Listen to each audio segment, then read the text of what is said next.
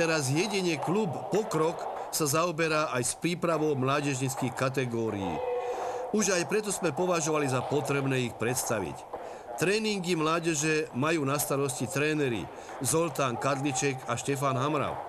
Na štartovej listine klubu figuruje 23 pretekárov a z toho sú 10 v mládežníckych kategóriách.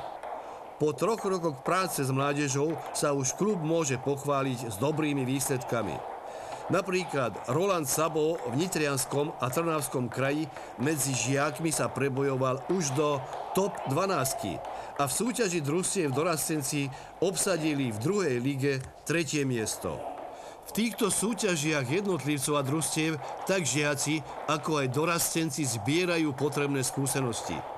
Hlavným cieľom klubu je, aby po niekoľkých rokoch mohli tieto deti úspešne reprezentovať farby klubu a nášho mesta aj v súťažiach dospelých. Tréneri klubu sa pochválne vyjadrovali o prístupe detí k tréningom a boli toho názoru, že by bolo na mieste vymenovať mená tých najúspešnejších. Medzi najtalentovanejších mladých pretekárov klubu Pokrok patria Kevin Turner, Andrej Košík, Dóra Selídová, Adam Rajko, Álmoš Kováč, Roland Sabo a Viktor Molnár. Ale aj ostatní malí pretekári klubu sú veľmi snaživí.